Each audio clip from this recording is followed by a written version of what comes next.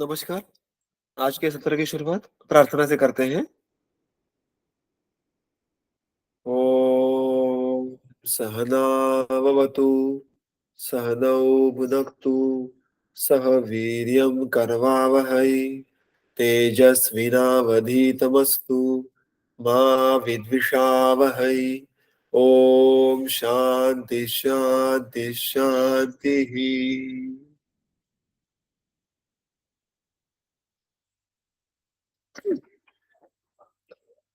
सबको मेरा सादर प्रणाम।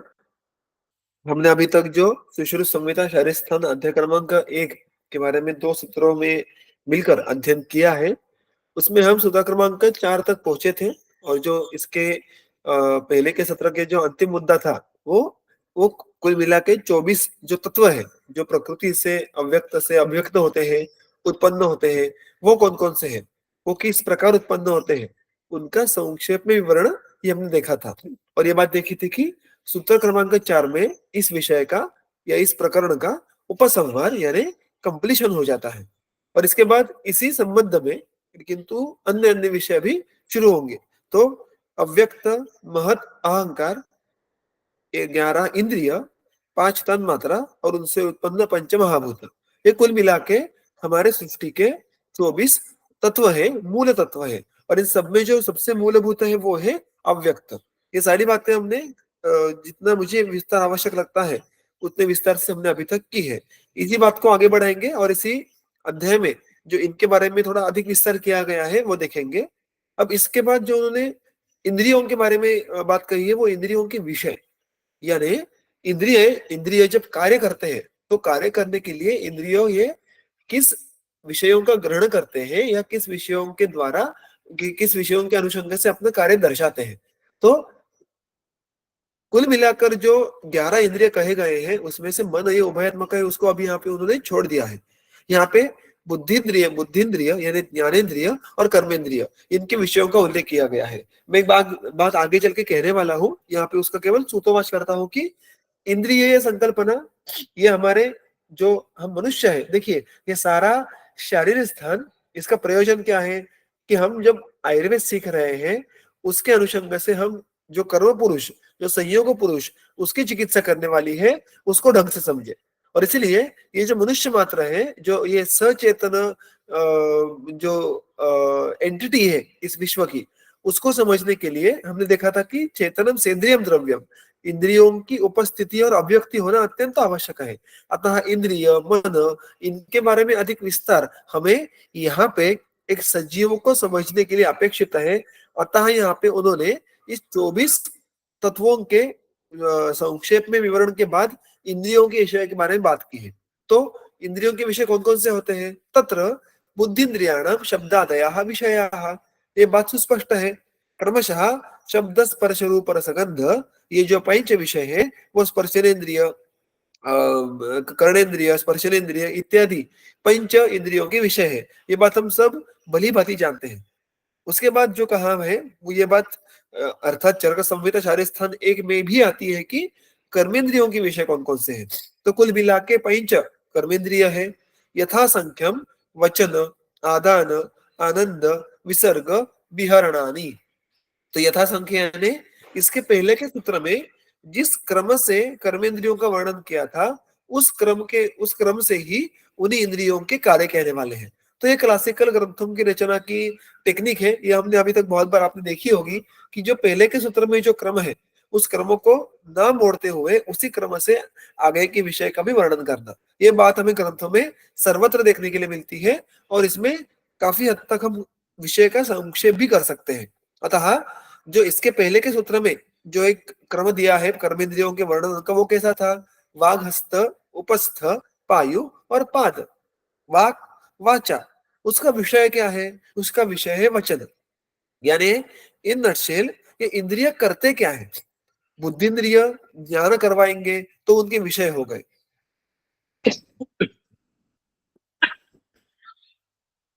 कर्मेंद्रिय क्षमा कीजिएगा, कर्मेंद्रिय ये कर्म करेंगे, तो जो कर्म कर्मेंद्रिय करेंगे वो उनके विषय हुए।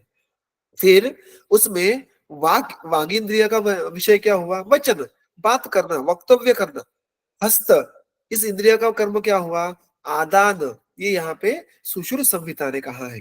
आदान यानी लेना, टू होल्ड समथिंग या टू टेक समथिंग।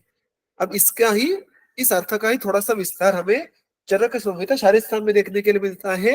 ग्रहण, धारण, कुछ पकड़ के रखना, to hold on to something, यह अर्थ वहां पे कहा गया है। तो ये हस्त नामक इंद्रिय का कार्य है। अब देखिए यहाँ पे हस्त, पाद, ये इंद्रिय के तौर पे वर्णित किए गए हैं। और ये बात अगर आप देखो कि हमारे ग्रंथ में सारे इंद्रियों के स्थान ये शिरस्थ, ऐसा सुस्पष्ट रीत्या कहा गया है। अब अगर चरक सिद्धि स्थान अध्याय क्रमांक 9 देखो, त्रिमर्मीय सिद्धि, या बहुत ही सिंपल संदर्भ जो है वो वाग्भट का सूत्रस्थान अध्याय क्रमांक 12, उसमें जो तर्पक कफ कहा गया है, तो अक्षतर्पणात् शिरस्थः, वो कफदोष कहाँ पे रहता है? शिर प्रदेश में रहता है। वहां पर वो क्या करता है? अक्ष तर्पण, अक्ष तर्पण, वहां पे वो जाके इंद्रियों का तर्पण करता है। तो इंद्रिय कहाँ पे, इसका अर्थ इंद्रिय कहाँ पे स्थित है? इंद्रिय ये हमारे शिर प्रदेश में स्थित है, और हर एक इंद्रिय एक एक ही है। तो यही बात हो गई, जैसे कर्ण के लिए श्रवणेन्द्रिय ये एक ही है, कान दो है, नासापुट दो है, लेकिन घ्राणेन्द्रिय एक ही है, चक्षुरेंद्रिय एक ही है, लेकिन आंखें दो है। वैसे ही हाथ दो है, पैर दो है, किंतु हस्तेंद्रिय, पादेंद्रिय ये एक ही सिंगल सिंगल है। इसलिए यहाँ पे उन्होंने ये बात एक वचन में की गई है, ये समझ के लेना है। तो इस हस्त नामक इंद्रिय का कार्य ये आदान, ग्रहण या धारण, इस प्रकार हम समझ सकते हैं। आनंद, उपस्थ, उपस्थ जो व्यवहार के समय हमें मुख्यत्वे आनंद प्रतीति होती है, मनुष्य लोगों में हो, प्राणी मात्रों में हो, उस आनंद के लिए, आनंद के अनुभव के लिए उपस्थ नामक इंद्रिय कहा गया है। अब देखिए बहुत बार ऐसा कभी कभी सिखाया जाता है कि उपस्थ यानी केवल जो पेनिस में रहता है या शिश्न में रहता है, ऐसा नहीं है। ये इंद्रिय स्त्री और पुरुष दोनों में रहते हैं। तो मुख्यत्वे विवाह के समय जो आनंद अनुभूति होती है वो दोनों में होती है। अतः उस आनंद की अनुभूति मनुष्य को करवा के लेना, यह कार्य उपस्थ नामक इंद्रिय का है। पायु, पायु विसर्ग, पायु नामक इंद्रिय का कार्य है विसर्ग करना। विसर्ग का अर्थ क्या है?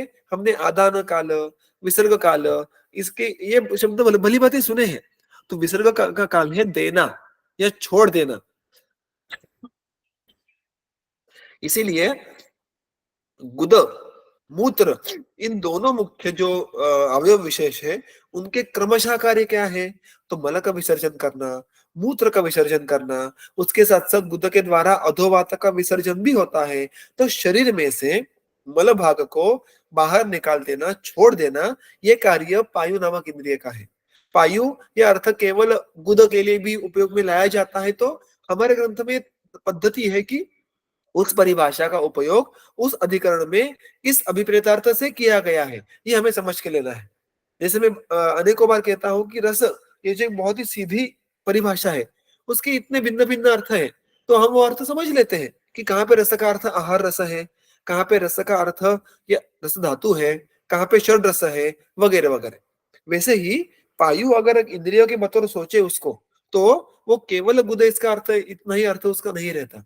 वो गुद, मूत्र, इन सारे अवयवों के आश्रित जो शरीर के बाहर मल छोड़ने का कार्य करता है, वो पायु नामक इंद्रिय है।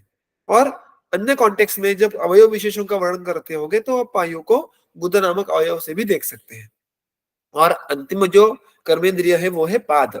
इसका कार्य अर्थात क्या है? विहरण, विहार करने के लिए, घूमने के लिए जो शरीर को प्रवृत्त करता है, या गमन, गमन का अर्थ है जाना। तो इन दोनों कार्य इन दोनों कर्मों का जो कर्म जिसके विषय है वो है कर्मेंद्रिय पाद नामक। देखिए मैंने कहा था वैसे कि इसका क्लिनिकल रेलेवेंस भी बहुत बार देखने के लिए मिलता है। बहुत बार जब हमारे पास, जिसको हम आज के परिभाषा में हेमिप्लेजिया, पैरालिसिस, या जिनको इस प्रकार के न्यूरॉन डिसीज हो चुके हैं, जिनका शरीर के कुछ हिस्से का जो नियंत्रण है वो खो चुके होते हैं, उनमें ये बात बहुत कॉमन देखने के लिए मिलती है कि उनकी वाचा, उनकी जो वाक प्रवृत्ति है, उसका नियंत्रण चला गया, उसके जो चलने की क्षमता है वो कम हो गई, वो चली गई। जो मल मूत्र पे नियंत्रण है वो चला गया, तो वहां पे जो स्थानिक जो अवयव है जिसके आश्रय से ये कर्मेंद्रिय कार्य करते हैं, यानी दोनों पैर, ये पाद नामक कर्मेंद्रिय का कार्य करने की स्थान है। हाथ दोनों, ये हस्त नामक कर्मेंद्रिय के कार्य करने के स्थान है। गुद और मूत्र मार्ग, ये पायु नामक कर्मेंद्रिय के कर्म करने के स्थान है। तो ये जब इंद्रिय जो शिरस्थ है, हमें प्रायः रुग्ण ऐसे देखने के लिए मिलते हैं कि जिनमें ऐसे प्रकार से पैरालिसिस हो या अर्ध पक्ष वध, जो अर्ध पक्ष एक पक्ष होता है उसका वध हो, क्रिया हानि हो, तो उसमें जो एक सामान्य निदान होता है वो होता है शिरोमर्माभिघात। और किसी भी मर्माघात की दो संभाव्य संप्राप्तियां हो सकती है, दो संभाव्य बड़े हेतु हो सकते हैं। ये बात बहुत ही सुंदर रीत्या चरक सिद्धिस्थान अध्याय क्रमांक 9 में आती है। एक तो बाह्याघात से, जो हम सबको ज्ञात है, because of any kind of external trauma, जब किसी मर्म पे आघात हो तो वो एक प्रकार का मर्माघात हुआ। उसी प्रकार जब अभ्यंतर जो दोष प्रकोप होते हैं, उस दोष प्रकोप के द्वारा अगर मर्माघात हुआ तो उसको हम निज मर्माघात कहेंगे, दोषजन्य मर्माघात कहेंगे। और ये निदान हमें व्यवहार में भी काफी हद तक देखने के लिए मिलता है। मर्म का आघात यानी केवल बाह्य कुछ तो उसको हेतु होना ऐसा अपेक्षित नहीं है। और मैंने कहा वैसे कि जो शिरस्थ मर्माघात है, जिसमें हमें पक्षवध, वाक्संग इत्यादि लक्षण देखने के लिए मिलते हैं, वो तो प्रायः अभ्यंतर दोष प्रकोप के कारण ही होता है। और उनमें हमें केवल हाथों में या पैरों में कोई विशेष हेतु की अपेक्षा नहीं होती, विकृति की अपेक्षा नहीं होती। केवल शिरस्थ कर्मेंद्रियों की दृष्टि के कारण मलमूत्र का नियंत्रण चला जाना, चलने में दिक्कत होना, हाथ उठा न पाना, वाक्संग होना, ये बातें हमें देखने के लिए मिलती है। और ये बात फिर एक बार अधोरेखित कर लेती है कि इंद्रियों का स्थान ये शिर प्रदेश में है और उनके कर्म एग्जीक्यूट करने का, अभिव्यक्ति का स्थान वो अवयव है।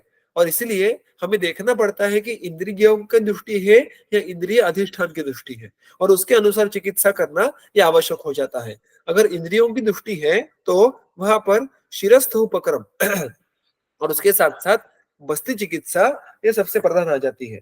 किंतु अगर स्थानिक इंद्रियों के अधिष्ठान में कोई विकृति हो तो वहां पे हमें उस अधिष्ठान के स्थानिक उपक्रम करने पड़ सकते हैं। जैसे जानू जानू दृष्टि है और उस कारण चलने नहीं आ रहा, तो वहां पे जानू पे कार्य करना होगा, वहां पे शिर प्रदेश पे कार्य करके कोई पॉइंट नहीं है। तो ये डिफ्रेंसिएशन हमें क्लिनिकली करना आवश्यक हो जाता है। ठीक है। अब इसके बाद सूत्र क्रमांक 6 देखिएगा। अव्यक्तम महान अहंकारः पंच तन्मात्राणि चेति अष्टौ प्रकृतयः शेषाः षोडश विकाराः। अव्यक्त, महान, अहंकार और पंच तन्मात्रा, इनको 8 प्रकृति ऐसा बहुवचन में कहा गया है। तो यहाँ पे प्रकृति का अर्थ क्या लेना है, तो डल्ले ने कहा है नीचे अपरेशाम कारणभूताः। प्रकृति यहाँ पे उसका अर्थ जो लिया गया है वो है अन्य तत्वों का हेतु, अन्य तत्वों का कारण। यानी इन सारे 24 तत्वों में से जो तत्व ये किसी और तत्व की उत्पत्ति अभिव्यक्ति करने के लिए कारणीभूत है, उनको यहाँ पे उन्होंने प्रकृति में गिनवाया है। और वो कुल मिला के संख्या में 8 है। शेषाः षोडश विकाराः, जो उर्वरित 16 बच जाते हैं वो कौन है, वो केवल विकार है। विकार यानी क्या, वो कार्य है। उनके उनसे इस 24 तत्वों में से कोई और नया तत्व नहीं बनता है। उसके परम्यूटेशन कॉम्बिनेशन में से बहुत सारे प्रोडक्ट्स बन सकते हैं, किंतु कोई नया तत्व उत्पन्न नहीं होता है। अतः 8 प्रकृति यानी अन्य तत्वों के कारण, उसमें भी उन 8 में से भी अव्यक्तों को छोड़ के महत, अहंकार और पंच तन्मात्रा, ये जो 7 प्रकृति है या कारण है, वो विकृति भी है। विकृति का अर्थ यहाँ पे कुछ तो एब्नॉर्मेलिटी ऐसा अर्थ नहीं लेना है। विकृति का अर्थ होता है जो कार्य स्वरूप है, किसी का कार्य है। तो ये बहुत बहुत ही सरल है। अव्यक्त या मूल प्रकृति ये केवल कारण है, उसका स्वयं का कोई कारण नहीं है। ये हमने हमारे पहले सत्र में, पहले सूत्र में देखा था। किंतु उसके आगे चलकर महत से लेकर पंच तन्मात्राओं तक ये तत्व ऐसे हैं कि जो किसी से उत्पन्न होते हैं और किसी को उत्पन्न करते हैं। तो वो किसी के कारण भी है और किसी के कार्य भी है। इसलिए इनको प्रकृति विकृति ऐसा भी कहा जाता है। तो अव्यक्त या मूल प्रकृति ये एक्चुअल में केवल प्रकृति हुई। उसके बाद जो महद इत्यादि 7 तत्व है उनको प्रकृति विकृति कहा जाता है। और जो 16 विकार बचते हैं जिनमें एकादश इंद्रिय और पंच महाभूत, इनको केवल कार्य कहा जाता है, क्योंकि सृष्टि के मूल तत्वों की उत्पत्ति, कोई नए मूल तत्वों की उत्पत्ति इससे होती नहीं है। इससे सृष्टि की आगे उत्पत्ति होगी, किंतु वो उत्पत्ति किस प्रकार है? It is just the permutation combination and mixture of this 16 तत्व एंड अदर तत्व। उसमें कोई 17वां नया 25वां नया तत्व नहीं बनता है।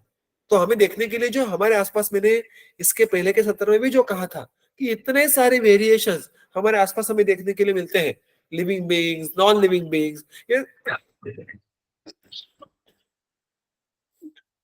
ये सारा इन तत्वों का परम्यूटेशन कॉम्बिनेशन है, उसमें कोई नया तत्व नहीं है। अतः इस सृष्टि का अगर हमें सूक्ष्म रीत्या एनालिसिस करना हो तो इन 24 तत्वों के परे उत्पत्ति के लिए कारणीभूत अन्य कोई नहीं है, जिसका ओरिजिन प्रकृति में है। तो ये बात यहाँ पे फिर एक बार अधोरेखित करने पर उनको जो आगे की बात जो अभी मैं कहने जा रहा हूँ कि इन तत्वों में से जो कुल मिला के ये 24 तत्व है, उनमें से मैंने जो अभी अभी बात कही थी कि हमें एज अ वैद्य या जो आगे चलकर वैद्य बनने वाले हैं, जो धातु साम्य प्रस्थापित करने के लिए पूरा उनका कार्य करने वाले हैं, इसलिए उनको जो एक जीवित पुरुष है, जीवित व्यक्ति है, उनका उसको अधिकरण करके उस पर कार्य करना पड़ेगा। उसके लिए हमें इन सारे तत्वों में से भी किसी विशेष तत्वों के बारे में अध्ययन करना है। तो वो कौन से है? वो है बुद्धि, अहंकार और इंद्रिय। और इंद्रियों में पूरे 11 इंद्रिय आ गए। ऐसा क्यों? क्योंकि सचेतन जो द्रव्य है, जो सेंद्रिय द्रव्य है, जो लिविंग बीइंग्स है, उनका एक जो मुख्य धर्म है, उनका एक जो मुख्य लक्षण है, वो है ज्ञान ग्रहण की क्षमता। ज्ञान ग्रहण की क्षमता ये निरिंद्रिय, अचेतन, नॉन लिविंग बीइंग्स में नहीं होती है। और इसीलिए चेतन द्रव्यों का ये एक बहुत बड़ा धर्म है। और ये ज्ञान ग्रहण प्रक्रिया ही ये बहुत सारे जो हम देखते हैं कि हमारे जो पद्धतियां हैं, फिर वो मोक्ष विद्या हो या आरोग्य प्राप्ति के लिए हमारी जो धातु साम्य क्रिया हो, उसके लिए उसके बीज इस सारे ज्ञान प्रक्रिया में सम्मिलित होते हैं। और इसलिए इसका मैंने जो आपको पहले सत्र में भी कहा था कि चरक संहिता और सुश्रुत संहिता, इन दोनों के शारीरिक स्थानों में बहुत सारी ये बातें सामान्य सिमिलर देखने के लिए मिलती है, किंतु कुछ बातों का विस्तार सुश्रुत ने किया है, कुछ बातों का विस्तार चरक संहिता में देखने के लिए मिलता है।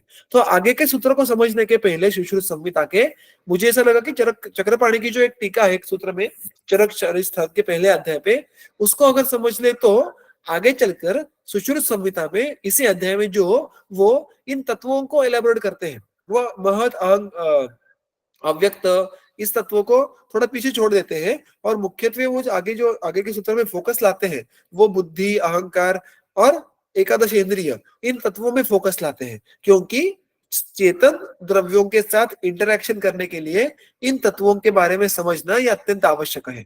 तो ये तत्व एक जो मनुष्य प्राणी है उसमें किस प्रकार की भूमिका अदा करते हैं, उनका रेलेवेंस क्या है, ज्ञान ग्रहण प्रक्रिया में रोज के हमारे आयुष्य में, जीवन में इनके रोल क्या है।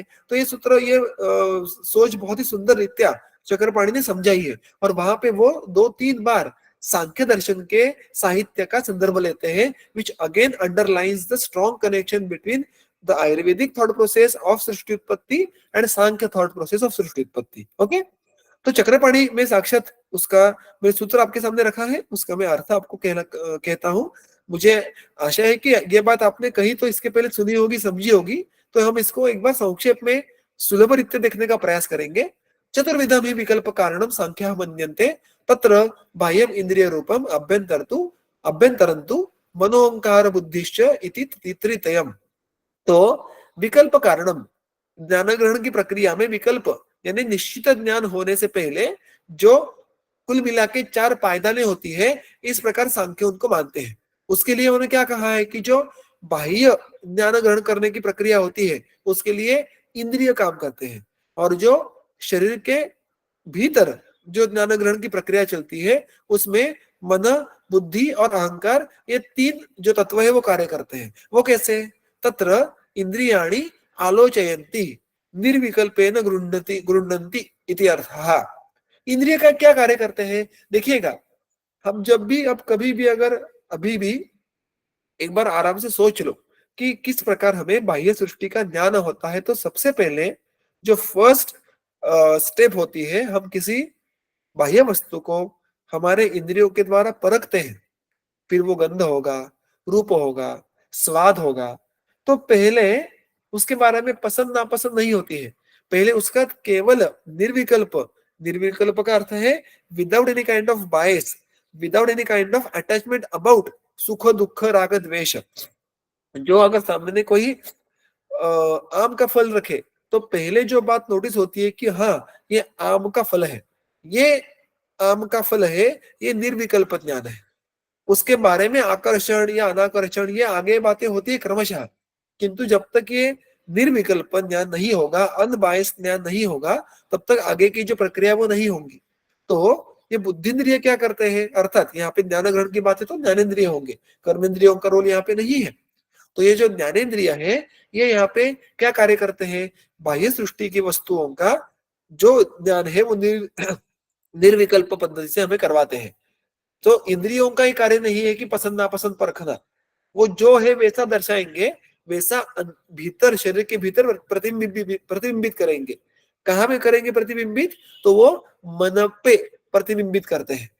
और अतः इसलिए ज्ञान ग्रहण की प्रक्रिया में मन का वहां पे सतत उपस्थिति होने के बाद ही हमें सही मायने में ज्ञान ग्रहण होता है। और एक बार सबसे पहले निर्विकल्प ज्ञान होने के बाद कि ये लाल रंग का बॉल है, ये कोई अच्छा भी नहीं, ये कोई गाना लगा है, ये बहुत ठंडा लग रहा है, ये जो भी ज्ञान है, वो होने के बाद जो आगे की प्रक्रिया है वो क्या है, मनस्तु संकल्पयति हेय उपादेयतया कल्पयति। मन संकल्प करता है। इसका अर्थ क्या है, हेय यानी त्याज्य क्या है, उपादेय यानी ग्राह्य क्या है, ये इसका स्वीकार करना है या नहीं करना है, ये निर्णय कौन लेता है। अब यहाँ पे निर्णय आ गया, यहाँ पे कुछ तो विवेचन आ गया। यहाँ ये इंद्रियों के स्तर पे नहीं रहता है, इंद्रिया केवल ये रिसीव करती है, ग्रास्प करती है, जस्ट लाइक एंटेना। लेकिन अब यहाँ पे निर्णय प्रक्रिया आरंभ हो जाती है कि मन यहाँ पे सुनिश्चित करना प्रारंभ करता है कि ये विषय, ये उस व्यक्ति के लिए ग्राह्य है या त्याज्य है। उसके बाद क्या होता है आगे चलकर, उसके बाद अहंकारः अभिमन्यते मम इदम अहम अत्र अधिकृतः इति मन्यते। अहंकार जो तत्व हमने इसके पहले के सत्र में देखा था, अहंकार यानी Iness, the awareness of myself, स्वयं के बारे में, ये मैं कर रहा हूं, ये मेरा है, मुझे ज्ञान हो रहा है, इस बात को अहंकार कहना है। अहंकार का अर्थ यहाँ पर ईगो या गर्व ऐसा नहीं है। तो स्वयं के बारे में अवेयरनेस होना कि अभी तक क्या है, ये जो इंद्रियों का निर्विकल्प ज्ञान है, ये योग्य अयोग्य के बाद क्या बात आ जाती है, ये मेरे द्वारा सुनिश्चित किया जा रहा है। ये जो माई सेल्फ का जो अवेयरनेस है वो अहंकार है। ये तीसरी पायदान में आता है। और फिर अंतिम पायदान क्या है, बुद्धि अध्यवस्यति, बुद्धि के द्वारा निर्णय लिया जाता है, निश्चित की जाती है कर्म करने के लिए। इस प्रक्रिया में ज्ञान ग्रहण प्रक्रिया, इस पायदान में ज्ञान ग्रहण प्रक्रिया पूर्ण हो जाती है। बुद्धि इस सारे रिफ्लेक्शन को ये अंतिमतः देख कर, परख कर वहां पे निश्चितीकरण करती है। किस बात का, त्यजामि एनम दोषवंतम उपादनामि एनम गुणवंतम, ये मेरे लिए गुणवान है तो मैं इसका स्वीकार करूंगी, ये मेरे लिए दोषवान है, अनुपयुक्त है, अच्छा नहीं है तो मैं इसका त्याग करूंगी। ये जो निश्चितीकरण होता है इसको अध्यवसाय कहते हैं। अतः एक बहुत सुंदर जो वाक्य आता है चक्रपाणी में, बुद्धौ ही सर्व कर्ण व्यापार अर्पणम भवति। कर्ण सारे इंद्रिय, उनका जो सारा व्यापार है, उनकी सारी क्रिया है, उनका अर्पण, अल्टीमेटली उनका जो डिलीवरी है, उनका जो एक्सेप्टेंस है, वो कहाँ पे होता है, बुद्धि में। तो हम जब भी बाह्य सृष्टि में से शब्द, स्पर्श, रूप, रस, गंध, इनका ज्ञान लेते हैं, तो वो इस क्रम से अल्टीमेटली कहाँ तक पहुंचता है, वो बुद्धि तक पहुंचता है, इसी प्रक्रिया से। और इसलिए बहुत सुंदर दिया है उन्होंने एक जो उदाहरण यहाँ पे सूत्र है वहां पे वो एते प्रदीप कल्पाः परस्पर विलक्षणाः गुण विशेषाः कृत्स्नं पुरुषस्य अर्थम प्रकाश्य बुद्धौ प्रयच्छन्ति। तो बाकी इसके सूक्ष्म अर्थ छोड़ दीजिएगा। जो बात मुझे यहाँ पे कन्वे करनी है कि ये सारे जो इंद्रिय है, महत है, यानी बुद्धि है, अहंकार है, मन है, इनकी अगर आप उत्पत्ति देखो, घटना देखो, जो हमने इसके पहले के सत्रों में देखी है कि रज, सत्व, तम, इनके प्राधान्य अप्राधान्य के कारण इनकी उत्पत्ति हुई है। अतः इनकी घटना ये एक दूसरे से भिन्न है। इनका जो स्ट्रक्चर है सत्वरज तम के अनुसार का, वो एक दूसरे से भिन्न है। ये होने के बाद भी वो एक दूसरे के विपरीत कार्य नहीं करते, अपितु वो इस पुरुष के जो अर्थ है उसको प्रकाशन, उसको एनलाइटन करने के लिए वो कार्य करते हैं और अल्टीमेटली उस अर्थों का इंद्रियों को प्रदान करते हैं। तो यहाँ पे प्रकाश शब्द आवश्यक है, क्योंकि हमने ये बात भी पिछले सत्र में देखी थी कि सत्व, ये जो गुण विशेष है, उसको प्रकाशमान करने वाला गुण विशेष ऐसा कहा जाता है क्योंकि अच्छी अगर ज्ञानों की ग्रहण की प्रक्रिया अपेक्षित है, ज्ञानोत्पत्ति होनी चाहिए, तो सत्व गुण का अधिक्य होना आवश्यक होता है। इसलिए आप देखो कि हमारे यहाँ पर भी जो आपतों का वर्णन आया है तीसरे श्रेणी में, वहां पे क्या कहा जाता है कि रजस्तमोभ्याम निर्मुक्ता तपो ज्ञान बले नहीं। तो जो रजोतमो इन गुणों के द्वारा विमुक्त हो गए हैं, तो क्या बच जाता है फिर? सत्वगुण बच जाता है। और इस प्रकार के जो होते हैं वो सही अर्थ में ये श्याम त्रिकालम अमलम ज्ञानम अव्याहतम सदा, इनको सही मायने में जो सम्यक ज्ञान होता है, किस प्रकार का? ये त्रिकालम, भूत भविष्य वर्तमान, अमल, उसमें कोई विपरीत ज्ञान नहीं होता, अव्याहत, कॉन्स्टेंटली उनको ये ज्ञान होते रहता है, क्योंकि उनमें केवल सत्व नामक तत्व बचा है। तो ये बात यहाँ पे समझ के लेना आवश्यक है कि इस सत्व गुण का जो प्राधान्य हमने इंद्रियों की उत्पत्ति में देखा था, वहां पे इसका रिलेवेंस आ जाता है, क्योंकि इंद्रिय भी ज्ञान ग्रहण की प्रक्रिया करते हैं, किंतु वो एक मर्यादित तौर पे ज्ञान ग्रहण की प्रक्रिया करते हैं, क्योंकि उनमें केवल सत्व उपस्थित नहीं होता, रज और तम भी होते हैं। अंतिमतः किंतु जब ये ज्ञान ग्रहण करेंगे, सो उनके ज्ञान के द्वारा वो पुरुष में जो जो अन्य विषय है उनको प्रकाशन करते हैं। सो दे एनलाइटन द मनुष्य with in by providing the constant source of knowledge. अतः ज्ञान ग्रहण की प्रक्रिया को प्रकाशन करना ऐसा भी कहा जाता है। और इसलिए यहाँ पे उन्होंने प्रदीप कल्पाह, वो दीप्त है, जले हुए हैं, ऐसी बात यहाँ पे कही है। और आगे चलकर एक बहुत ही सुंदर दृष्टांत चक्रपाणी देते हैं। वो कहते हैं इस प्रक्रिया कैसे होती है? यथा ही ग्रामाध्यक्षः कौटुंबिकेभ्यः कर्म आदाय विषयाध्यक्षाय प्रयच्छन्ति, विषयाध्यक्षश्च सर्वाध्यक्षाय सच भूपतये। एक मिनट,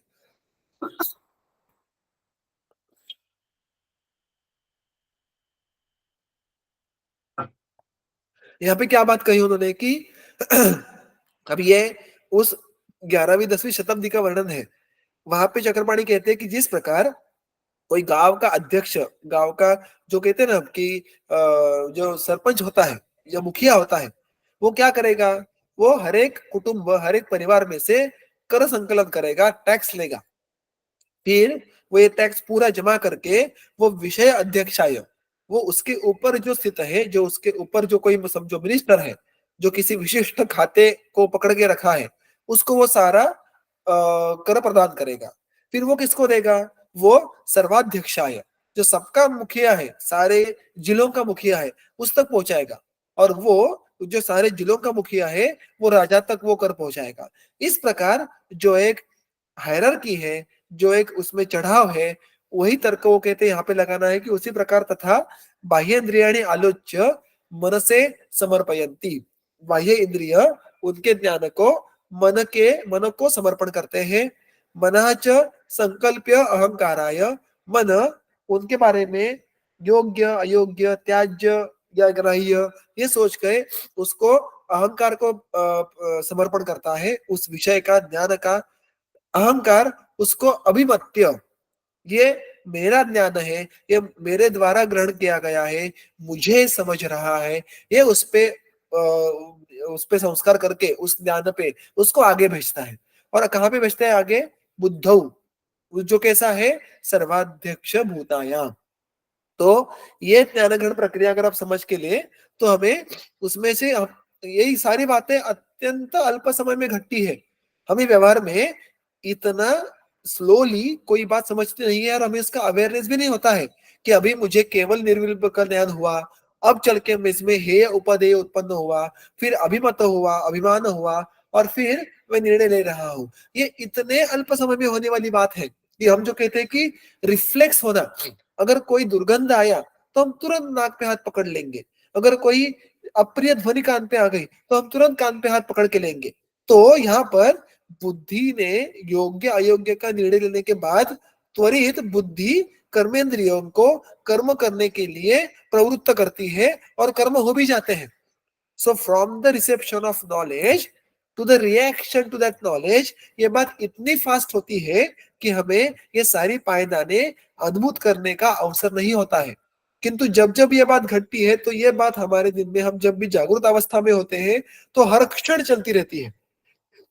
केवल हम जब इंद्रियार्थों का ग्रहण नहीं करते हैं, हम केवल कुछ तो सोच विचार में लगे होंगे, आंखें बंद करके बैठे होंगे, अगर हम सोए होंगे, तो उस अवस्था में इंद्रियों का निर्विकल्प ज्ञान नहीं होता। वहां पे ज्ञानक प्रक्रिया ये मन से शुरू होती है। सो पहली पायदान निकल जाती है, क्योंकि इंद्रियों का कार्य बंद है। तो कार्य कहाँ से शुरू होता है? क्योंकि हमारे मन का कार्य ये निरंतर चलते रहता है। तो ये मन का कार्य वहां पे शुरू होता है, और इसलिए हम जिसको कहते हैं कि मैं सोच रहा हूँ, मैं विचार कर रहा हूँ, ये तो हमेशा चलते रहता है। और फिर उसका कार्य मन, अहंकार, बुद्धि इस स्तर पे चलते रहता है। इस प्रकार से ये सारी, ये इंद्रिय, महत, अहंकार और मन, इनकी प्रक्रिया है। अब ये सारी बातें समझने के बाद फिर एक बार सुश्रुत संहिता शारीर स्थान की तरफ आएंगे, जो सूत्र क्रमांक 7 है। वहां पे वो ये बात कहते हैं कि स्वहा स्वहा च एषाम विषयाः अधिभूतम स्वयं अध्यात्मम अधिदैवतम अथ बुद्धे ब्रह्मा वगैरह वगैरह, ये सारी आगे जाके लिस्ट आ जाती है। तो हम इस सूत्र को बारी बारी देखेंगे। स्वहा स्वहा च एषाम विषयाः अधिभूतम, यहाँ पे आपको 3 शब्द, परिभाषाएं देखने के लिए मिलेंगी। अधिभूत, अध्यात्म और अधिदैवत। इनके, एशाम, एशाम यानी इनके, इनके किनके? तो डल्लन कहते हैं प्रकाशकत्वेन बुद्ध्यादयः प्रधानभूताः, जो मनुष्य के लिए प्रकाश देने का कार्य करते हैं, ज्ञान से प्रकाशमान करने का कार्य करते हैं, वो कौन है? वो बुद्धि इत्यादि है। हमने देखा वो बुद्धि, अहंकार और मन और पंच ज्ञानेन्द्रिय। अतः यह प्रधान भूत है। यहाँ पे जो मेरे स्लाइड पे है वो गलती से 11 इंद्रिय लिखा है मैंने, गलती से, यानी जो ज्ञान ग्रहण की प्रक्रिया में वो कुल मिला के 6 इंद्रिय होते हैं, किंतु ज्ञान ग्रहण करने के बाद कर्म करने के लिए कर्मेंद्रिय भी आवश्यक होते हैं। अतः बुद्ध्यादया हमें केवल पंचेंद्रिय नहीं आएंगे, सारे इंद्रिय आएंगे।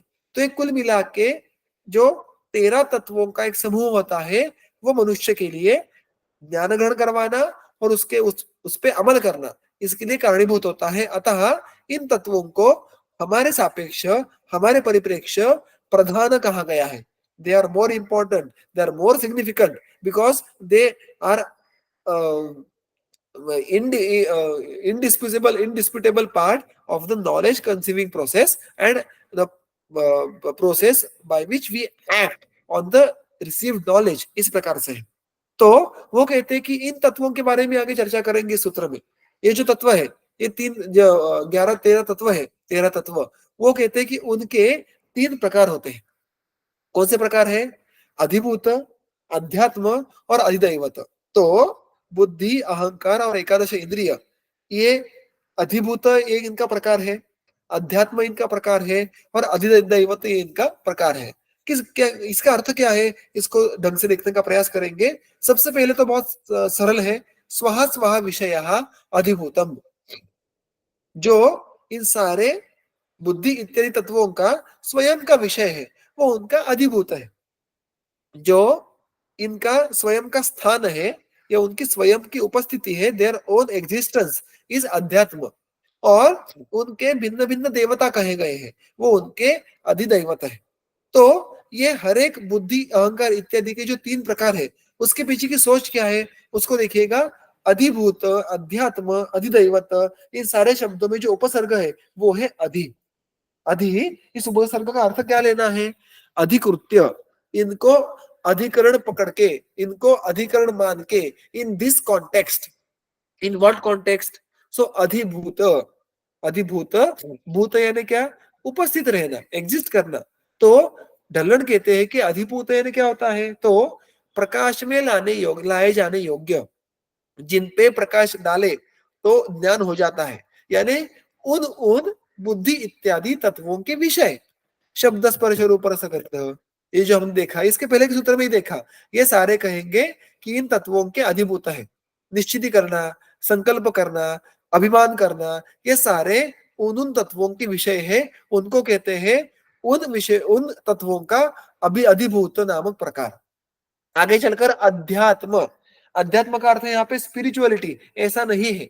अधि आत्म, किसको, किसके कॉन्टेक्स्ट में, किसको अधिकरण मान के? स्वयं को। आत्मा का अर्थ यहाँ पे क्या लेना है? स्वयं, या और एक जो अर्थ लिया जाता है वो है स्व शरीर। तो जहां पे उनका स्थान है, और या वो जो स्वयं है, तो जो स्वयं में सारे तत्व है उनको हम अध्यात्म कहेंगे। यानी दो दीज तत्व which exist will be known as their अध्यात्म प्रेजेंस। जब विषय which they are dealing with, उनको कहेंगे हम उनका अधिभौतिक प्रेजेंस। और अधिदैविक प्रेजेंस कैसे होता है? वो कहते हैं कि देखिएगा, इन सारे तत्वों की एक एक देवता है। अब ये तत्वों की देवता है क्या भला है, किसके, कैसे समझ के लेना है? तो इसलिए मैंने संक्षेप में यहाँ पे जो लिखा है, जो एक नीचे टीका में बात आई है, और उसका मैं केवल संक्षेप में विस्तार करूंगा, क्योंकि ये ना मेरा विषय है, ना मुझे इसके बारे में अधिक आकलन है, और ये हमारे आयत के परिप्रेक्ष्य में भी ज्यादा यहाँ पे उसका विस्तार करने की योग्यता नहीं है। किंतु सुश्रुत ने यहाँ पे उसका उल्लेख किया है, इसलिए टीका में और उसके अनुषंग से जो संदर्भ है उसको मैं संक्षिप्त में आपके सामने रखूंगा, कि भाई इन इन सारे तत्वों का अधिदैवत के बारे में डल्लन कहते हैं कि या देवता विश्व रूपस्य विष्णो हो अवयवाद उत्पन्ना सासा तस्य अवयवस्य अधिदैवतत्वम आपन्नः बोद्धव्या। देखिएगा, हमने जो तत्वों का वर्णन देखा, उसके अंतिम तत्व कौन से थे? एंड प्रोडक्ट्स कौन से थे? तो इंद्रिय और पंच महाभूत, यानी जो एकादश इंद्रिय है वो एक हिस्सा था, और उसके साथ साथ पंच तन्मात्राओं के जो एकांत एक परपर वृद्धि के बाद, कि 1 2 3 4 ऐसी तन्मात्राओं की वृद्धि के बाद जो पंच महाभूत बने थे, यहाँ तक ये उस सारे सृष्टि उत्पत्ति के प्रक्रिया का एंड पॉइंट था। और फिर यहाँ से चलकर आगे सृष्टि में सारे भिन्न भिन्न प्रकार के द्रव्यों की उत्पत्ति होती है। अब इस आगे की जो इस पंच महाभूत, पंच तन्मात्रा और इंद्रिय, इनसे आगे चलकर जो सृष्टि बनती है वो कैसे बनती है, वो भी एक बहुत अच्छी सटीक प्रक्रिया है। उसका विस्तार वर्णन भी हमें हमारे साहित्य में, दर्शन दार्शनिक साहित्य में देखने के लिए मिलता है।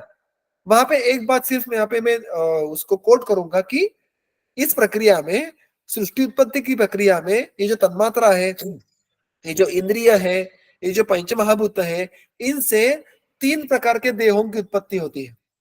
कौन कौन से? कारण देह, सूक्ष्म देह और स्थूल देह।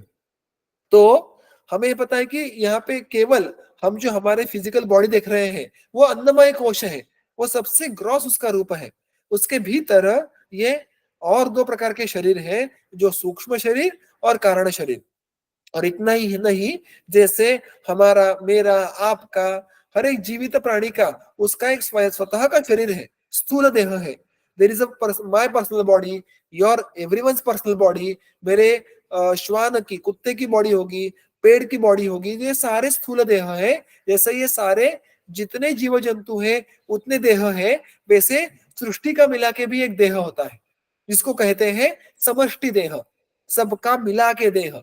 और ये क्या होता है, इसको क्या कहते हैं? तो इसको हम कहेंगे ईश्वर कहेंगे। उसके स्तर होते हैं, आगे चलकर इसको हिरण्यगर्भ कहते हैं, और इसको ही आगे चलकर जो स्थूल देह को वैश्वानर या विराट रूप कहते हैं। इतना ही आप समझ के लीजिएगा कि हमारे हर एक का शरीर ये हो गया व्यष्टि देह, स्थूल देह, और इस सृष्टि का मिला के एक शरीर, देह, शरीर नहीं कहेंगे देह कहेंगे, उसको कहते हैं समष्टि देह। तो जिस प्रकार असंख्य जीव जंतु उत्पन्न होते हैं, उसी प्रकार उसी सृष्टि में एक साथ केवल एक देह वाला कोई ईश्वर है, कोई विराट है, कोई वैश्वानर है, ये भी बात समझ के लेनी है। तो ये जो देवताएं हैं ना भिन्न भिन्न, आगे चल के उनके नाम आने वाले हैं, इंद्र है, वरुण है, अग्नि है, जिन देवताओं के बारे में आपने अभी तक नाम सुने होंगे, इनकी भी उत्पत्ति होती है इस प्रकृति पुरुष के आगे। वो भी नष्ट प्राय है, उनकी उत्पत्ति होती है तो उनका लय भी होने वाला है सृष्टि उत्पत्ति के अंत में। तो इनकी उत्पत्ति होती कब है, किस प्रक्रिया में होती है? तो पहले 24 तत्वों में हमने अभी तक ये सारे वरुण देवता, इंद्र देवता, इनका नामोल्लेख नहीं देखा था। तो इस पहले की प्रक्रिया में भी उनकी उपस्थिति नहीं होती। देवताओं की उत्पत्ति होने के लिए आगे चलकर जब पंच तन्मात्राओं के बाद जो सृष्टि उत्पत्ति की प्रक्रिया शुरू होती है, उसके बाद चलकर देवताओं की उत्पत्ति होती है। और वो देवताओं की उत्पत्ति किससे होती है? मैंने कहा वैसे जो इस सृष्टि को व्यापने वाला एक कॉमन, सामान्य समष्टि देह है, उससे होती है। अतः यहाँ पे ये बात समझ के लेनी है कि जिसको डल्लड़ विश्वरूपस्य विष्णु हो अवयवाद उत्पन्न, विश्वरूप विष्णु यानी क्या? विष्णु का जो जिसमें विश्वरूप दर्शन बताया गया है, जो हमें जिसका संदर्भ महाभारत में देखने के लिए मिलता है, जिसके चित्र आप सबने देखे होंगे, कि जिसको कहते हैं कि विश्वरूप दर्शन भगवान श्री कृष्ण ने जो दर्शाया था, वही विराट नाम का रूप है, ऐसा हम कह सकते हैं। और ऐसा जो हमारे यहाँ पे संकल्पना है कि उस जो पूरा बड़ा विष्णु का विश्वरूप नामक जो रूप है, उसके एक एक अवयव से एक एक देवता की उत्पत्ति होती है। अब अगर उसको भी स्वयं का देह है, तो उस बड़े देह में भी महत होगा, अहंकार होगा, इंद्रिय होंगे। अतः उस जो सारे विश्व को व्याप के ये जो विश्वरूप नामक जो देह है, उसके जो ये सारे अवयव है, बुद्धि है, महत है, अहंकार है, उससे इन सारे देवताओं की उत्पत्ति होती है। और वो देवता इस हमारे शरीर में जो बुद्धि, महत, अहंकार, बुद्धि, अहंकार, मन इत्यादि है, उनकी देवता उनको माना जाता है। तो सृष्टि उत्पत्ति प्रक्रिया में अन्नमय कोश से बना जो स्थूल समष्टि देह है, उसको वैश्वानर या विराट कहते हैं। इस केवल परिभाषा को अभी जब तक मैं कह रहा हूं तब तक समझ के लीजिएगा। इसका सुंदर विस्तार जो आता है वो हमारे वैदिक वाङ्मय के पुरुष सूक्त में आता है। इसको बाद में भूल भी गए तो कोई दिक्कत नहीं। अब आगे चलकर जब सांख्य, वेदांत, इन दर्शनों का अध्ययन अगर आप करोगे, तो ये सारी बातें आपको बार बार पढ़ने के लिए मिलेंगी, आपको आपके गुरुवर सिखाएंगे, तब उसका विस्तार वहां पे देखिएगा। मुझे भी मैंने भी इन बातों का अध्ययन अधिक विस्तार से नहीं किया है, किंतु इस विषय को समझाने के लिए, अधिदैवत इस संकल्पना को समझाने के लिए जितना विषय आपके सामने प्रस्तुत करने की क्षमता थी, वो मैं प्रयास यहाँ पे कर रहा हूँ। अतः कहने की बात, मॉरल ऑफ द स्टोरी, कि ये बुद्धि, अहंकार, मन और इंद्रिय, इनके जो अधिदैवत है वो क्या चीज है? तो जो सृष्टि का एक सामान्य स्थूल देह है, उससे उस देह के बुद्धि, अहंकार से उत्पन्न वाले जो देवता है, वो हमारे बुद्धि, अहंकार, मन, इसके देवता क्रमशः माने गए हैं। और इसलिए अगर आप देखो, जो आगे सूत्र आता है कि अधिदैवतम, किसका? कौन? तो बुद्धि है ब्रह्मा, बुद्धि का ब्रह्म देवता, अहंकार से ईश्वर, अहंकार का ईश्वर नामक देवता, मन सह चंद्रमा, मन की देवता कौन? चंद्रमा, श्रोत्र से दिशा, दिक, दिशा ये भी एक देवता है, वो श्रोत्र की है। त्वचा वायु, त्वचा की वायु नामक देवता, चक्षुषः सूर्य, चक्षुओं की सूर्य नामक देवता। अभी चक्षु की है ना, चक्षुरेंद्रिय की, रसन से आप, रसनेन्द्रिय की आप नामक देवता, पृथ्वी घ्राणस्य, जो हमारे घ्राणेन्द्रिय की देवता पृथ्वी, वाचा अग्नि, जो हमारा वागेंद्रिय है उसकी देवता अग्नि, हस्तयो हो इंद्र, जो दोनों हस्त है हमारे, जहाँ पे हस्त हस्त नामक इंद्रिय कर्म करवा के लेता है, उसकी देवता इंद्र है। पाद की देवता विष्णु है। पायु की देवता मित्र है और उपस्थ की देवता प्रजापति है। तो इन सब में हम तर्क लगा सकते हैं। हम अगर देवताओं को और सूक्ष्मतः पढ़े, उनके कार्य देखे, इन देवताओं की स्वयं की उत्पत्ति देखे, तो आपको ये विषय और अच्छा समझ में आएगा। किंतु हमारे यहाँ पे हम जो सुषुम्ना शारीस्थान पढ़ रहे हैं, तो यहाँ पे इसका विस्तार अपेक्षित नहीं है। अतः केवल यहाँ तक बात करके आपके बुद्धि के लिए खाद्य, इस प्रकार से मैंने जो बात कही उसको समझ के लीजिएगा। इसके आगे चलकर अगर इसका अध्ययन करना है तो मैंने कहा वैसे कि जो हमारे मूल शास्त्र है, सांख्य, न्याय, वैशेषिक इत्यादि, उसका अगर आप अच्छे से अध्ययन करो, पढ़ो, तो आपको इन बातों के बारे में अधिक समझ आ जाएगी। ओके, डल्लन ने इसी सूत्र की टीका में वेदांत शास्त्र का भी संदर्भ लिया है। वो कहते हैं कि वेदांत में भी यही बात दी है। किस प्रकार? वो यही कहते हैं कि बुद्धि अध्यात्म, उदाहरण के तौर पे इस ये जो सारे 13 तत्व हैं, उसमें वो बारी बारी हर एक तत्व के 3-3 प्रकारों का विस्तार पूर्वक वर्णन करते हैं।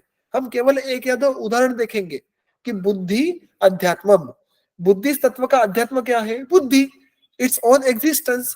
उसका अधिभूत क्या है? बोद्धव्यम, जो भी बात समझ के लेनी है, जिसपे निर्णय लेना है, वो उसका विषय हुआ। और अधिदैवत कौन है? ब्रह्मा। इस प्रकार ये पूरी लिस्ट आप वहां पे एक टेबल आप बना सकते हैं। ये जो 13 तत्व है और उसका स्वयं एक तत्व, उसका विषय और उसकी देवता, क्रमशः अध्यात्म, अधिभूत और अधिदैवत। तो ये जो बात है ये आपके सामने ही सुस्पष्ट है। मैं केवल उसके वाचन में समय व्यतीत नहीं करूंगा। ये आप सुश्रुत शारीस्थान जो सूत्र हम देख रहे थे, उस सूत्र के टीका में डल्लन ने ही इस बात को रखा है। मैंने सिर्फ उसको फिर एक बार लिख के इस स्लाइड पे लाया है। तो कुल मिला के जो भिन्न भिन्न देवताओं के उल्लेख हमें देखने के लिए मिलते हैं, वो केवल मैंने आपके लिए समराइज किए हैं। ब्रह्मा, रुद्र, चंद्र, दिक, वायु, सूर्य, वरुण, भूमि, अग्नि, इंद्र, विष्णु, मित्र और प्रजापति, ये वेदांत शास्त्र के अनुसार देवताओं का उल्लेख उन्होंने किया है। तो सुश्रुत ने स्वयं देवताओं का उल्लेख किया है। कुछ भिन्नता या कुछ अलग पर्सपेक्टिव से डल्लन भी अन्य मत को कोट करते हुए वेदांत शास्त्र के भी देवताओं का नाम यहाँ पे लिखते हैं। तो इतना यहाँ तक विवरण मुझे लगता है कि सफिशिएंट है। इस पे विस्तार अगर से पढ़ना है तो आप अपने समय में पढ़ सकते हैं। So coming back to again the line with which the Sushruta Sharirasthana is going ahead, वो कहते हैं कि देखिएगा, यहाँ तक जो सारे 24 तत्वों के बारे में हमने भिन्न भिन्न प्रकार से उनका अध्ययन किया, उनके बारे में मालूमात करके ली। ये सारे कैसे हैं? तत्र सर्वः एव अचेतन एषः वर्गः, ये जो सारा वर्ग है, ये जो सारा ग्रुप है 24 लोगों का, जो लोगों का नहीं, 24 तत्वों का, वो कैसा है? सर्व एव अचेतनः, इनमें चेतना नहीं है, अचैतन्य, अचेतन है। पुरुषः पंचविंशतितमः कार्य कारण संयुक्तः चेतयिता भवति। जो इसके पहले के सत्र में एक विद्यार्थी ने प्रश्न पूछा था, क्या हम पुरुष को 25वां तत्व मान सकते हैं क्या? तो बिल्कुल। मैंने कहा था कि उसकी जो दो मत है, उसमें से जो दूसरा मत है वो सुश्रुत ने स्वयं उसको मान्य किया है कि पुरुष ये उन 24 तत्वों से भिन्न 25वां तत्व है। वो कैसा है? देखिएगा, वो कार्य कारण संयुक्त, वो कार्य और कारण इनसे संयुक्त है। कार्य कौन है? हमने देखा था कि अव्यक्त को छोड़ के बाकी सारे कार्य हैं, क्योंकि अव्यक्त की उत्पत्ति अपेक्षित नहीं है, किंतु महत इत्यादि सारे तत्वों की उत्पत्ति अपेक्षित है, और जिसकी उत्पत्ति हुई है उसको हम कार्य कहेंगे। कारण कौन है? केवल कारण कौन है? अव्यक्त। अतः ये जो 25 क्रमांक का जो पुरुष नामक तत्व है, वो ये अव्यक्त और उसके आगे के जो सारे उसके कार्य है उनके साथ संयुक्त होता है, और उनके साथ संयुक्त होने के बाद चेतयिता भवति, चेतयिता चेतना देने वाला। मान लो आप जहां पर भी अभी बैठे हो, आपके वर्ग में, आपके रूम में, आपके घर में, सो वहां पर फैंस होंगे, वहां पे बल्ब होंगे, वहां पे और सारे विभिन्न गैजेट्स होंगे जो इलेक्ट्रिसिटी पे चलते हैं। तो इन सारे गैजेट्स में स्वयं की ऊर्जा नहीं होती। Without electricity they won't start functioning, they won't start working. किंतु जब उनमें से इलेक्ट्रिसिटी का संचार होने लगेगा तो वो सारे उनका कार्य करना प्रारंभ करेंगे as if they will come alive. Fan घूमना शुरू कर देगा, बल्ब जलना शुरू कर देगा, आपका मोबाइल काम करना शुरू कर देगा, तो मानो उनमें ऊर्जा सी आ जाती है। अब ये ऊर्जा उनकी स्वयं की है क्या? नहीं, वो स्वयं तो अचेतन है, अनूर्जा से। फिर उसमें ऊर्जा कहाँ से आती है? ये जो इलेक्ट्रिसिटी है वो उनको ऊर्जा प्रदान करती है। तो उसी प्रकार अव्यक्त स्वयं अचेतन है, क्योंकि वो द्रव्य अलग है। चेतन द्रव्य पुरुष है और अव्यक्त अचेतन है। अतः अगर सारे आगे के तत्व ये अव्यक्त से उत्पन्न हो रहे हो, अव्यक्त से अव्यक्त हो रहे हो, तो वो भी इन इन इनेटली या उनमें बेसिकली ये अव्यक्त होने वाले हैं, अचेतन होने वाले हैं। एंड देयरफॉर ऑल द 24 तत्व आर अचेतन, क्योंकि everything else is getting manifested from अव्यक्त, and therefore everything including avyakta and whatever comes after avyakta is basically अचेतन। और फिर पुरुष जिसके स्वयं के पास, जो स्वयं अकेला चेतन युक्त है, चेतना देने वाला है, जब उसका संयोग इन 24 द्रव्यों के साथ होता है तो ये सारे चेतना युक्त हमें प्रतीत होते हैं, अनुभूत होते हैं। ऐसा लगता है कि उनमें चैतन्य आ गया, किंतु उनमें कोई नया चैतन्य नहीं आया है। उस पुरुष के साथ संयोग के कारण वो चैतन्य युक्त हमें प्रतीत होते हैं। अतः वो आगे चल के कहते हैं कि सती अपि अचैतन्ये प्रधानस्य पुरुष कैवल्यार्थम प्रवृत्ति उपदिशन्ति। अब यहाँ पे जो प्रश्न आता है कि ये सृष्टि उत्पत्ति शुरू होने के लिए अव्यक्त और पुरुष इनका संयोग होना अपेक्षित है।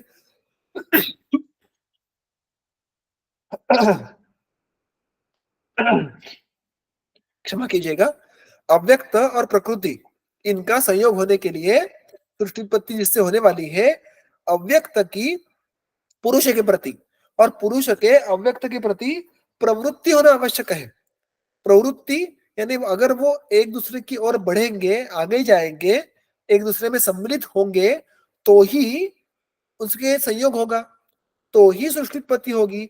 यानी जब मैं बटन स्टार्ट करूंगा तो ही आगे चलकर इलेक्ट्रिसिटी ये फैन में जाएगी, बल्ब में जाएगी। जब तक बटन ऑन नहीं करूंगा तब तक क्या फायदा उस इलेक्ट्रिसिटी का और क्या फायदा उस पंखे का? दोनों अपने अपने जगह पे है, तो उससे कोई नया पंखा घूमने से हवा आना, बल्ब लगने से प्रकाश आना, ऐसा कोई नया कार्य नहीं दिखेगा। तो यहाँ पे अगर आप देख लो तो कि ये जो पंखा है, जो बल्ब है, ये सारे कैसे हैं? ये सारे अचैतन्य है। वैसे ही अव्यक्त, महत, अहंकार, ये सारे अचैतन्य है। फिर वो अचैतन्य होने के बाद भी वो पुरुष के प्रति, पुरुष के साथ उनका संयोग कैसे होता है?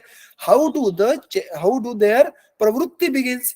वो किस किस कारण पुरुष की ओर बढ़ते हैं? अगर उनमें स्वयं में कोई स्वयं स्वतः से काम करने की क्षमता नहीं है, वो पुरुष के संयोग के बाद आती है, तो टू बिगिन विद उनका पुरुष के साथ संयोग होने का कारण क्या है? तो ये बहुत ही यहाँ पे मूलभूत प्रश्न पे आ जाते हैं। वो पूछते हैं कि अव्यक्त का पुरुष के साथ संयोग होने का कारण क्या है? दोनों अगर अनादि है, दोनों अनंत है और दोनों अगर एक साथ को एग्जिस्ट करते हैं, तो ऐसा क्या कारण है कि दोनों एक दूसरे में घुल मिल जाते हैं?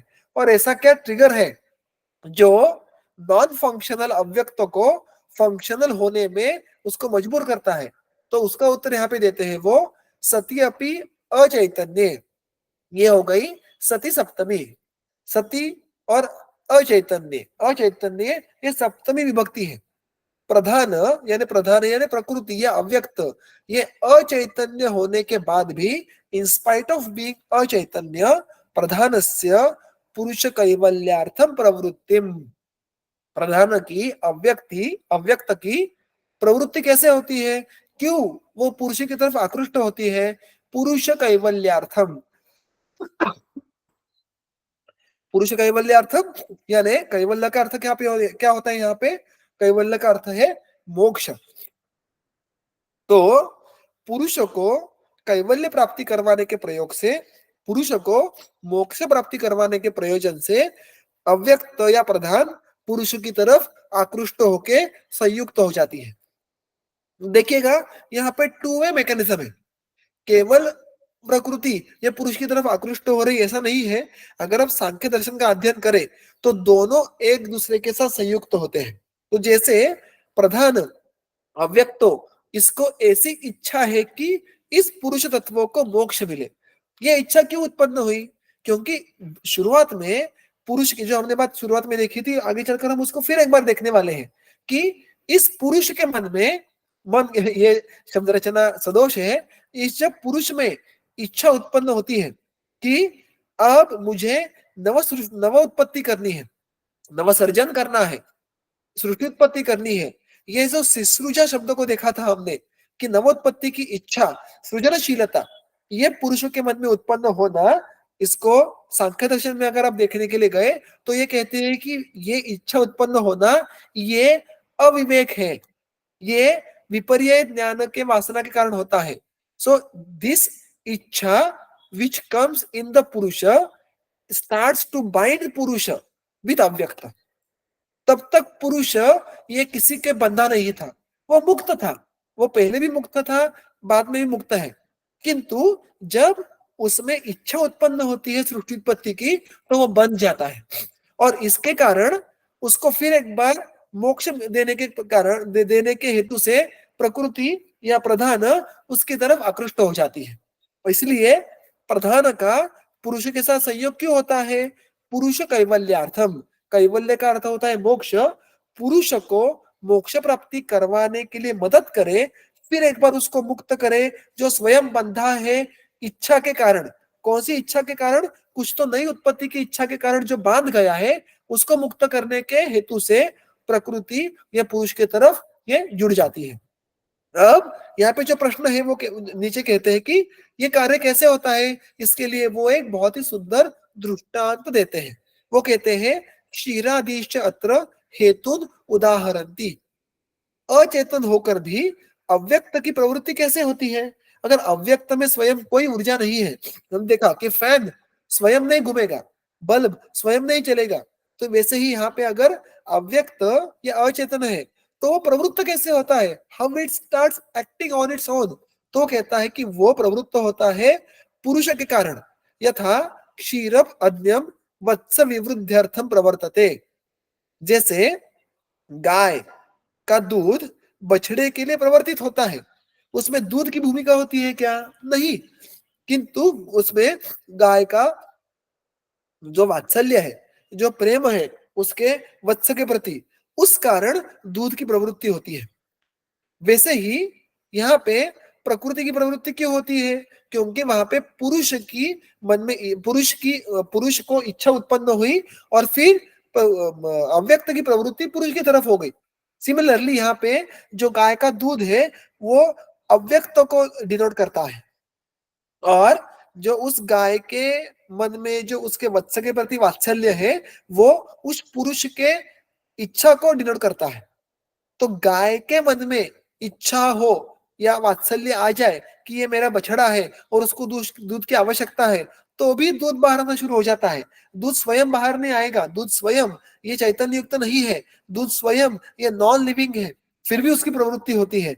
वैसे ही केवल पुरुष को इच्छा उत्पन्न हुई तो उसके और प्रकृति आकृष्ट हो जाती है और उन दोनों के संयोग के कारण आगे सृष्टि उत्पत्ति शुरू हो जाती है।